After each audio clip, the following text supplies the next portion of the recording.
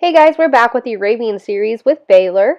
I'm here with student Kendra Lewis, who is going to be doing Baylor's first ride, which wasn't technically Baylor's first ride. He has been ridden before, but it's going to be his first ride with us. So our goal is no bucking, no taking off, listening to the rider, listening to me, going from there. So Kendra is basically just going to be sitting on Baylor, and she's going to move around and kind of pet him and everything, and she will be doing the opening the door, closing the door exercise with her legs and hands, and I'm going to be controlling the speed. So I want Baylor's attention on me while she's on top of him so that he can kind of understand what we're doing here. So this is the same thing with like round pinning and things like that. He's comfortable with somebody in the middle of the round pin. So my first ride, I always have another helper in the middle of the round pin with me. So I'm asking her to go ahead and put her foot in the stirrup, and she's going to keep his head bent in the flex position there so he can't take off running. Now I want her to just sit in the saddle, and I want her to just stand there. Okay, and then we're going to have her get off and do it again. So she's going to get ready, she's standing up, and she's just going to sit there, and she's going to kind of pet him. This is to let the horse kind of see what he's going to do, get him comfortable with everything, make sure he's not, it's going to take off, make sure he's not going to start bucking, and then we'll go ahead and have her get down again whenever she's ready and I feel Baylor's calmed down. Okay, so she's going to go ahead and bend that head around because he moved, and she's going to release it just like that. Good. It's very important to ensure that your saddle is already tight. You've done your groundwork prior to getting on. You don't want to just go get a horse fresh out of the pasture and put the saddle on and just jump on it. That's not what you want to do with colt starting. You need to get them the thinking side of their brain going here. Okay, so we have his head bent around. She's standing up in the saddle. Now I'm having her put her leg around his butt there and still petting her. It's very important that you continue that petting motion, telling the horse, good boy, you know, making sure he knows you're on top of him. A lot of colts will fall asleep when you're riding them, and then they'll be like, holy crap, something's on my back, and take off running. You want them to constantly know, hey, I'm up here, just giving you a heads up. And two, it's good because, you know, when you're out riding and you have a raincoat or something, or you need to pick something up off the ground, or you know you need to move your hand around, you're already teaching that horse not to spook when you're moving around. A lot of people will just get on a colt and just freeze on top of them, and they never move, and then you know they've gotten about 10-20 rides in them, and all of a sudden they're like, oh hey, look over there, and that horse is like, holy crap, what was that over my head, and takes off bucking. They're like, I don't understand what happened. Well, it's because they were always still on the horse. They just sat there. If your horse thinks that you're drunk when you start, then he thinks every rider's drunk, and then you're never going to have to worry about it. And I shouldn't say never have to worry, but you're never going to have to really, you never want to be scared to just throw out your hands and really get him understanding that he's not going to need to take off. So I'm going to have her go ahead and sit on him now, just like that. She's still, she's now committed here. So before she was not fully committed. Now she's committed. She's on his back. She's got him flexed. I want her to just take a deep breath and just keep his head flexed. And then once she feels comfortable, she's going to flex the other way. Okay? Okay, so she's got his head flexed, and she's just basically getting comfortable. I'm telling her, take a deep breath, you know, get your foot in the saddle, get him standing there, and we'll go ahead and flex on the other side whenever she's comfortable. So let's see when she'll do it here. He's pretty fidgety right here. It might be that he's annoyed that we're holding him that long. It could be, you know, he's like, let's just go. So I'm just going to tell her to take a deep breath, and then we'll go on the other side as soon as she's ready.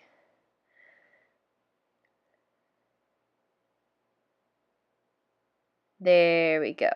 So she doesn't give him a second to think, hey, let's run straight. You know, it's one fluid motion to get that head bent over and flexed.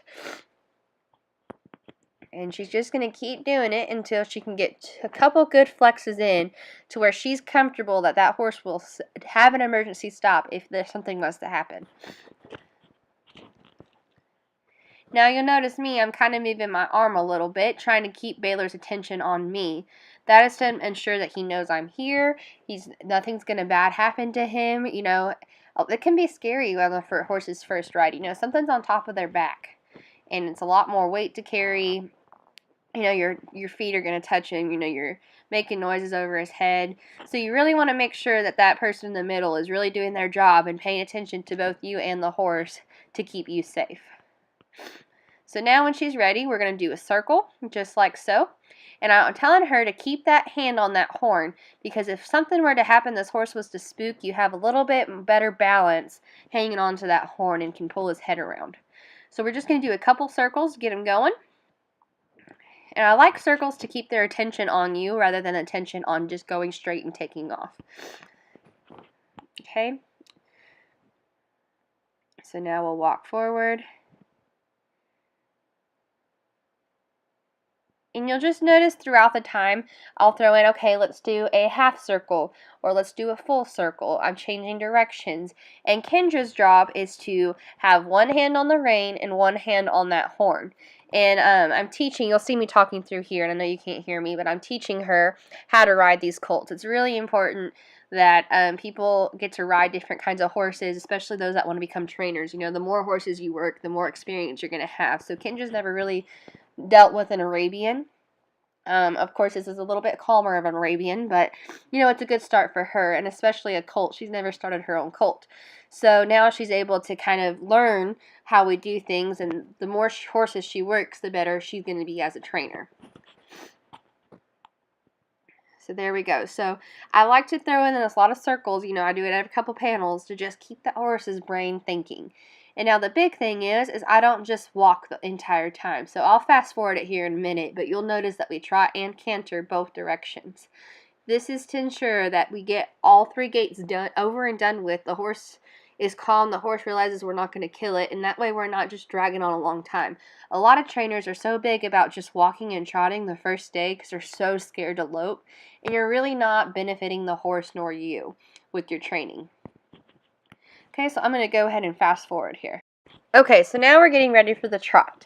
So same thing, Kendra's going to give the rein to his head, one hand on the horn, and we're just going to trot. So I'm asking him to trot. Second ride is when the rider is actually going to be a little bit more asking of the horse. So that's when they start squeezing, clucking, spanking kind of attitude. Now, when I ask a horse to go, I don't usually kick. That just makes a really dull horse. So instead, I squeeze with my legs, then I cluck or kiss, then I spank with my rein.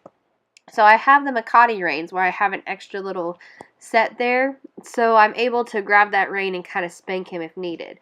This just gets the horse really understanding that when I squeeze my legs, it's a lot easier than immediately going to the spank.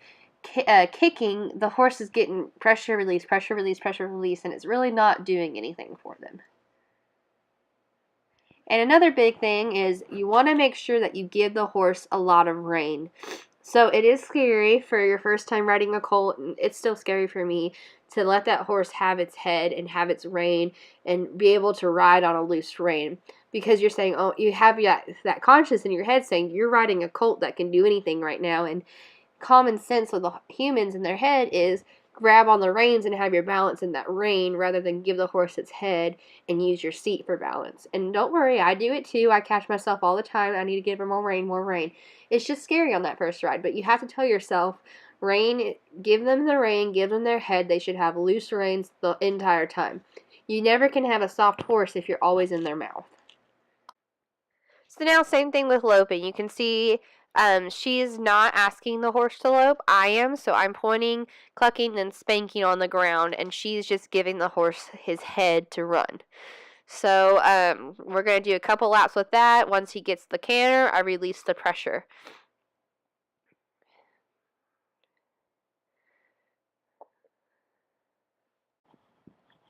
And her foot just fell out, so we just had stopped to fix that. So I'm going to go ahead and fast forward. Okay, so we're just going to go ahead and start again, just like nothing happened. And he did really good that we were able to stop and she was able to get her foot in the stirrup there. So it's all about getting this horse to think rather than react. So we're just asking for the trot, and now we're asking for the canter. Now it's very important that you keep the rein, so you can kind of see she kind of freaks out and kind of pulls back a little bit. Keep that rein long. And I can't really complain because I do it sometimes too. It's kind of scary to have that lope. You're prepared for that buck, but you need to just trust your horse, trust yourself, and go. So now at this point, we've done all three gaits both ways. very continuously, very good, very successful. We're ending on a good note. We've cooled down the horse, so we've done some trotting, some walking. We've cooled that horse down. Now we're going to ask her to bring Baylor into the middle and start flexing again. So our flexing is now going to be our stops rather than pulling back on his mouth. So now she's just going to flex, flex, flex, and I prefer her not to be on that rail. But just because if that horse were to take off bucking and she was half off, she's going to get crushed into that fence. So now I'm going to help her move his hindquarters over so she's facing towards the middle here. There we go. And I'm going to ask her to flex again. Now it's very important with your flexing that you're not going straight to your belly button. You're going up the seam of your jeans to your hip.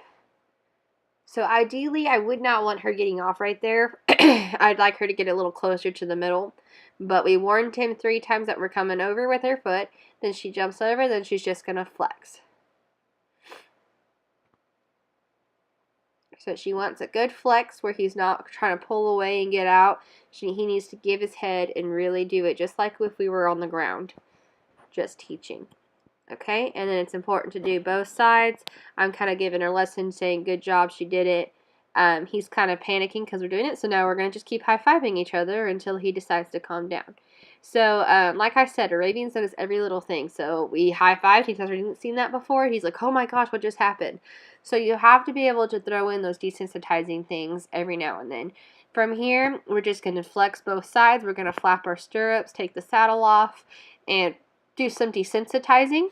And make sure he's cooled down. You never want to end on a note where the horse is still breathing really heavy. So I have him cooled down, and he'll get tied up for at least 10 minutes, and we'll be on our way. Hey y'all, I hope y'all enjoyed this video. Unfortunately, that was the end of Baylor's portion of the Arabian series. He did go ahead and go home and had great success with his training.